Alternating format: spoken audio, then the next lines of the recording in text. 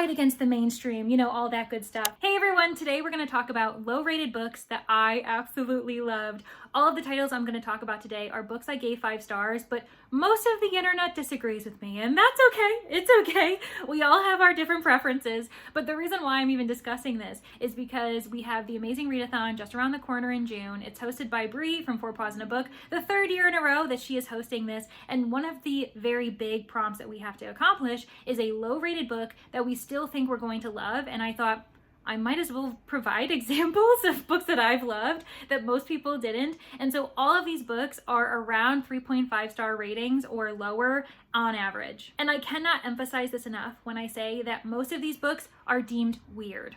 Right? A lot of times weird books are kind of hit or miss. It's very subjective. I love a weird book, but I've also met a handful that have just not been for me. So it just kind of depends on the type of weird that you're looking for, the type of freak that you're looking for, and maybe I'll have 1 or 2 on this list that, you know, catch your eye, and there'll be new 5-star favorites for you too. And as I go through these titles, please let me know if you have read them and if any of them were also favorites of yours. I mean, if you didn't like them, you can comment that too, but I mean, no one will be surprised. Like I said, these are all low-rated titles, and so you'll just be one among the crowd, but I'm also happy to hear that too. So yeah, without further ado, let's get into these titles and see if I can get any of them added to your own TBR. Starting off strong, or should I say starting off weak, we have You Too Can Have a Body Like Mine by Alexandra Kleeman. This has an average star rating of 3.23 stars. Yeah, that hurts. But honestly, I still love this book no matter what anyone else says. And this is probably, and if not the top, the second weirdest book on the list. And so if you are into weird books, if you're a weird girly, weird boy, weird non-binary friend, do it. Try this book out. I would love to see what you think about it. But the reason why it's so weird is because it's so abstract. Our main character is A. She lives in an American city. She is roommates with B, and she is dating C. Like, you can see how abstract it already is because we don't really have any names or places that ground the narrative. A woman known only as A lives in an unnamed American city with her roommate B and boyfriend C, who wants her to join him in a reality dating show called That's My Partner. A eats or doesn't eat the right things, watches endless amounts of television, often just for the commercials, and models herself on a standard of beauty that exists only in such advertising. It really is a discussion about mass media. Not only capitalism, commercialization, consumerism, but how it just impacts our brains. We are driven to buy things, to taste things, to act a certain way, and a lot of it is just the influence that we see on media, on the television, on our phones. And I just found it to be a really trippy experience. I specifically remember that I was craving sour candies so much, and sour candy isn't in here, but I was really craving that specific type of junk food. And I found it really fascinating because I had, at this point, never read a book that compelled me to also act in the outside world in a different way. And I don't know what else to say. It's so fascinating, but definitely hard for those who are plot driven or need that solid detail like people's names, like a city, to kind of ground them in a narrative. With a slightly higher average rating, we have Colt Classic by Sloane Crossley. It has an average rating of 3.28, and I ate this book up. I loved it. It was also actually pre-audio era. Quite a few of these books I only read physically, which is kind of interesting to consider as well, but that might be a discussion for another day. This one is really fascinating because it follows a woman in New York City, and she is leaving a restaurant in Chinatown, and then from that day on, she keeps running into her old flames, her ex-boyfriends, her ex-partners, and it's just this kind of strange outer body experience of her having to rehash those experiences, why they broke up, why she is no longer in a romantic relationship that is giving her satisfaction because she also has a partner right now. I would say that it's a mix of sci-fi but also fantasy, set in obviously a very real New York City, and you do feel kind of discombobulated at times because you don't know what's going on. The main character doesn't really know what's going on, and she also doesn't really know if she wants these experiences to stop or not. Totally for those surrealist readers. If you love a very surreal, absurdist book that also kind of discusses this idea of if you can think it, you can make it happen, this might be for you. Something New Under the Sun by Alexandra Kleeman. Yeah, you may recognize this author's name because I just talked about her with You Too Can Have a Body Like Mine. I really love her writing style. It's quite literary, so that is something to keep in mind. She is a professor, she teaches writing, so it makes sense that she may have a certain writing style that doesn't work for everybody, but I think she talks about such important things. So just like with You Too Can Have a Body Like Mine, we have these warnings about consumerism, about mass media and how it can impact our brains, impact the way we act in a very unhealthy way. We have those same discussions in this eco-fiction novel that is discussing basically the end of the world, but through the lack of resources and specifically water. Do not drink the water. That is what you're getting from this book. And I just really appreciated how impactful the characters were. I cried at the end of this book. And in fact, I had the opportunity to tell the author that I cried. And she then responded saying, I cried too when I wrote that scene. And it was really well done. If you like Sci Fi, I really highly recommend it, especially if you're kind of considering this idea of like a doomsday prediction in the climate crisis, because it is doom and gloom.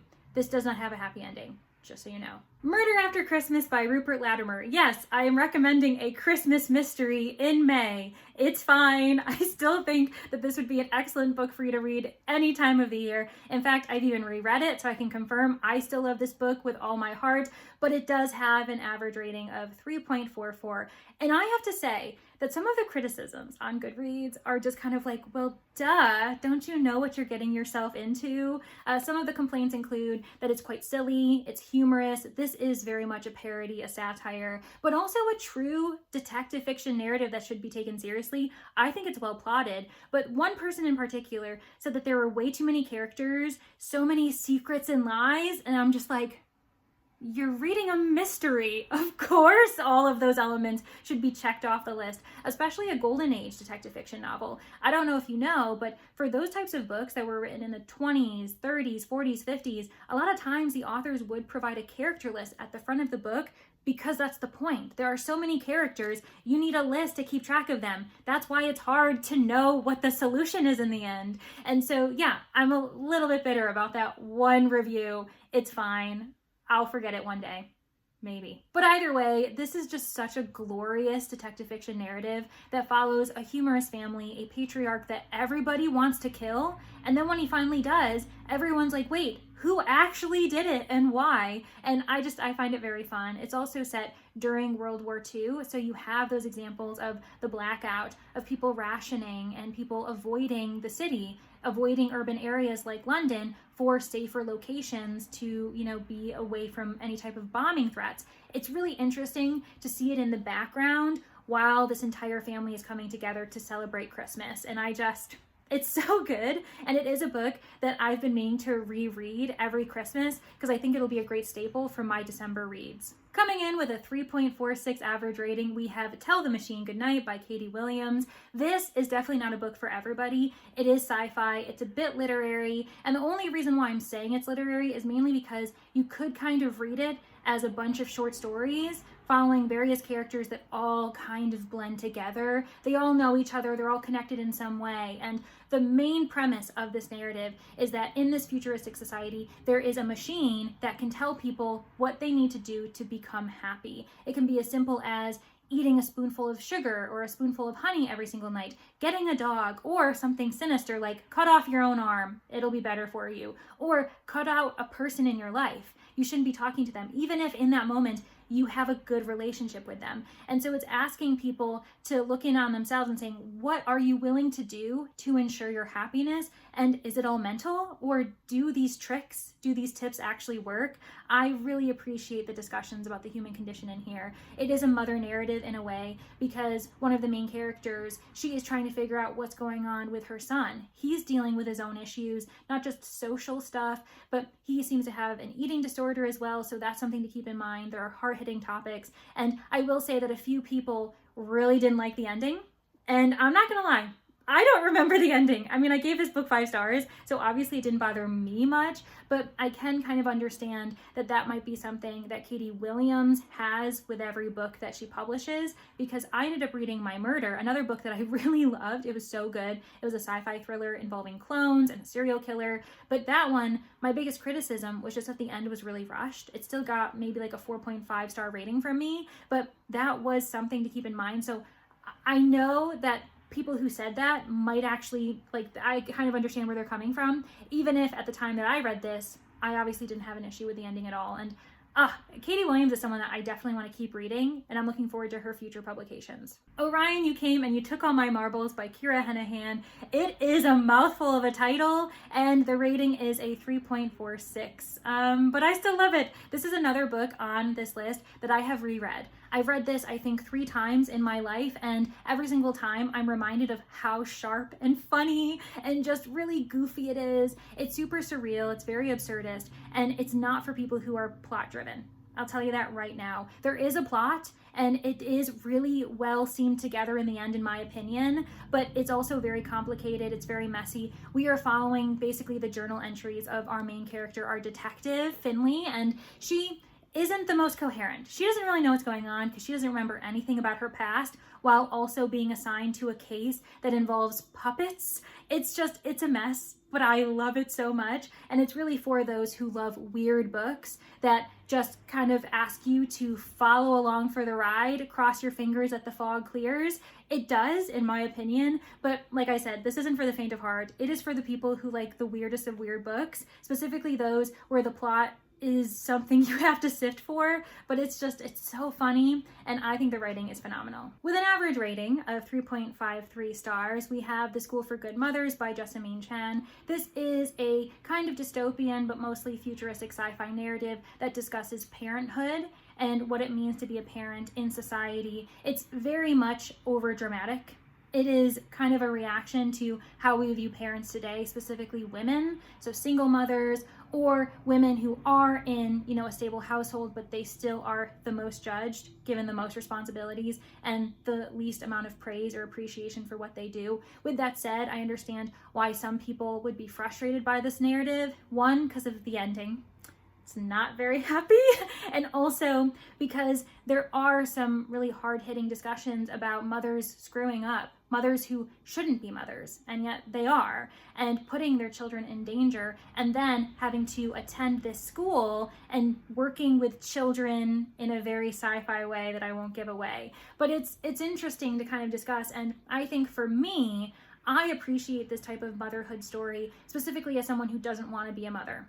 I don't want to have children, and so I like when narratives discuss the imperfections that come along with that type of responsibility of parenthood, and also the criticisms towards society about putting too much pressure on women to become mothers, even if they shouldn't be, or if they don't want to be, or if they make mistakes, and that type of thing. I totally understand the criticisms, though. I think a lot of it do come from readers who are mothers, are parents, and I think it makes sense. For me, I really appreciated it, and I thought that it was a thoughtful, very dramatic narrative, but a lot of sci-fi dystopian books are, which is kind of the point. And that's what a lot of people criticized, I think specifically about this book, that it wasn't realistic, and I'm like, most dystopian books aren't. They take an issue and they end up kind of making it exponentially bigger by maybe 10, 20 times the issue, so that it is something that is cataclysmic and catastrophic. So yeah, of course, no dystopian book is realistic. It's to emphasize certain themes that we need to reflect on in our society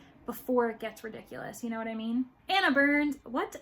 Milkman by Anna Burns. This won the Man Booker Prize in 2018, and I loved it. The writing style, again, isn't for everybody, especially because there are so many run-on sentences. You are just following the fluid thoughts of the main character, who remains unnamed. It actually reminds me a lot of You Too Can Have a Body Like Mine, specifically because you don't have much grounding. Everyone is described and has kind of a phrase that links to their identity rather than giving us names. And there is a reason for it. It's because there is so much paranoia in Northern Ireland during this time, during the troubled times. And so you understand why the main character doesn't feel comfortable putting anyone's names to her record of what's going on. And I really loved that we found this type of stream of thought from A to B to Z to X to Y to everything. And so it wasn't very linear, but we don't think linearly. Is that a word? We typically do find these connections, and our brains are moving so quickly, whereas, obviously putting it to the page, a lot of times authors will make it nice and neat and beautiful for us. But honestly, Anna Burns doesn't do that. And I just thought it was so interesting, especially to highlight this specific time in society in Ireland and Northern Ireland with everything going on in the UK. Specifically, when this was published, we also were having discussions about Brexit. And so it makes sense why this ended up getting so much acclaim and so much notice, but it's not for everybody, because it is very weird. Specifically, the narrative style, the way the story is told, is weird and not for everybody. So yeah, but it was so good. The paranoia was amazing in this. Death in the Conjurer by Tom Mead. This is an average rating of 3.54 stars, and that is a travesty. Truly, this baffled me when I was scrolling through my review sites trying to see what my lowest rated on average 5-star reads were. And when I saw this on the list, I was like, I beg your pardon,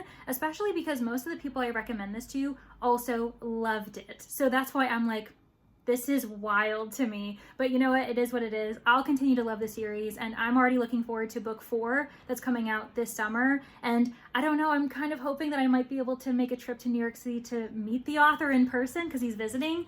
Even though, thanks to Laura, the book hermit, I do have this one British edition that is signed. It's so lovely. And so, like I said, I'll love this. But basically, this is a historical mystery. It's set in the 1930s in London, and it's an homage to the Locked Room mystery. Every single book in this series is like that. It follows Joseph Spector, an illusionist come private detective who works with Scotland Yard. And I think it's a really fun time. A lot of people criticized it, saying that it was quite boring. And I was like, I read this in 24 hours.